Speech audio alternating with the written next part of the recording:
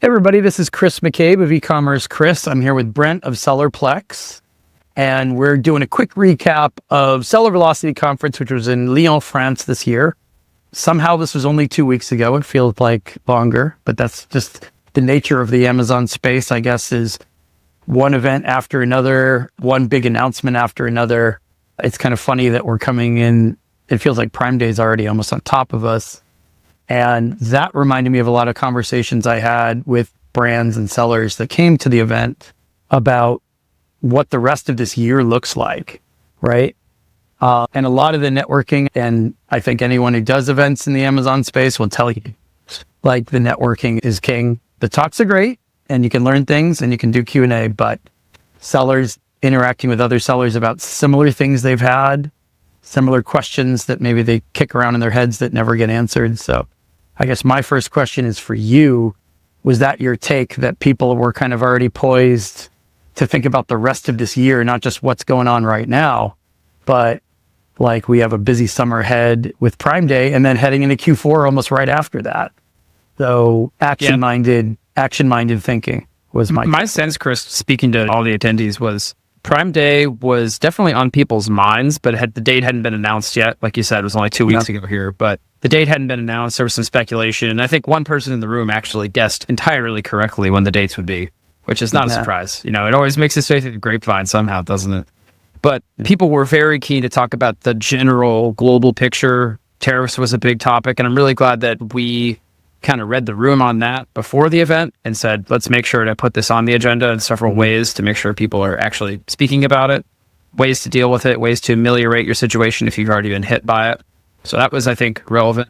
And there was some talk about Q4, but the sense I got is a lot of people enjoyed the networking, mostly from a business perspective, but also at a personal level too. I saw a lot of interactions that were like, I know this attendee and I know this attendee, but what I necessarily put them together? No, but they happen to be in the same room because we did the event. And so now they have the opportunity to talk, and it's more like serendipitous.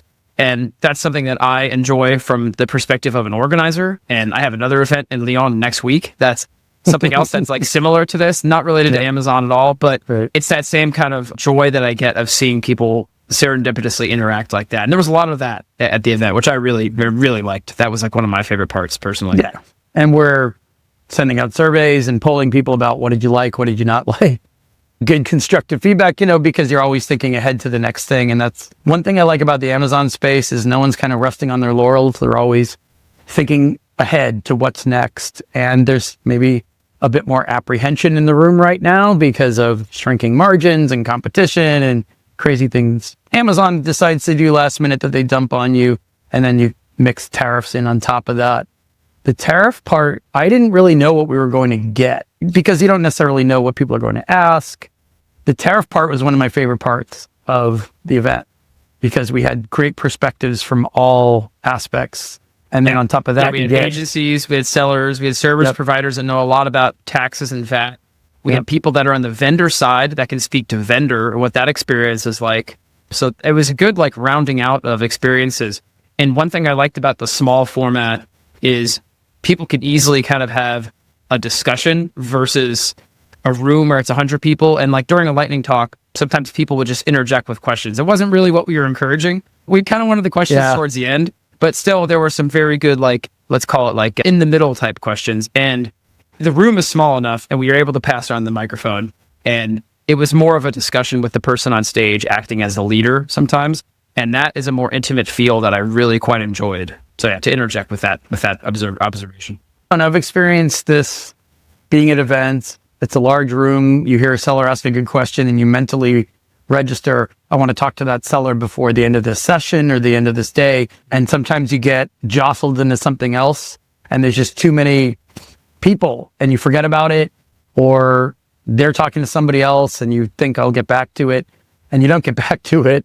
No. And that's the disadvantage of a larger event, which is why I think going forward, we're always going to be doing events of like 30, 40, 50 people, because you know you're going to get that one-on-one time with that person. Yeah, and it's easier to pick them out of the crowd. You can meet everybody. I mean, the only person that I think left early is because they had like a super important meeting across town to get to, and they just couldn't, they were there for the morning, but then they had a split. So, I forgive them for that. That's totally fine. I get it. Yeah. That was a 9-figure business with a 9-figure problem. So Yes. I think we can be forgiven. Yes. Yeah. And actually, I feel a little bit proud that we were able to get somebody on that caliber showing up and spending some of their time there. Which takes me to another point, which is big kudos to the French community, the people that came. The content was in English. If I did this again, I would think I would change some of that, perhaps. There was a lot of conversations in French. I spoke a decent amount of French during the day, but we had people from French agencies and French sellers show up, and I think they got a lot out of it. And kudos to them for like charging in and doing that. That takes a lot of guts. And I really enjoyed kind of expanding my own network here in France. So just personally, I think I benefited from that. That wasn't really my intention with the event, but that's kind of how it ended up. Yeah. And I hope in the future we can somehow calibrate better or find the right formula for getting UK sellers, German sellers, French sellers, Italian sellers all in the same room. And everyone feels great about the different languages that are present and the different people they can talk to. It's not an easy thing to do, but it is possible. I want to believe it's possible. I think it may be possible. I just know in the future, I'm going to be focused on, if I do an event in France, it'll be with more French language content, maybe a mix, maybe one day entirely. And I've already talked to some of the people who are at our event about that very concept. So could be something for next year. But right now I'm recovering from Cannes, being in Lyon. So focused on that.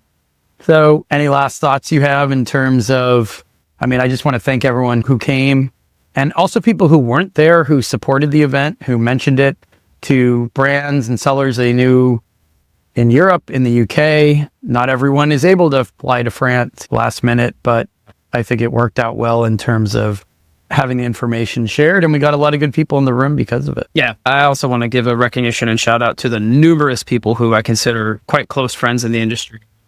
I definitely owe them all a favor for going out and sending to their email list, asking people they knew, saying, oh yeah, we have one client in France, maybe they want to attend, or send them a message. Yeah, every little bit helped, and it is organizing an event, an inch by inch battle. You really have to push on that. So yeah, they were in the trenches with us helping, and that makes all the difference. And that's why it ended up being a success ultimately, as we had enough people come and the content was solid.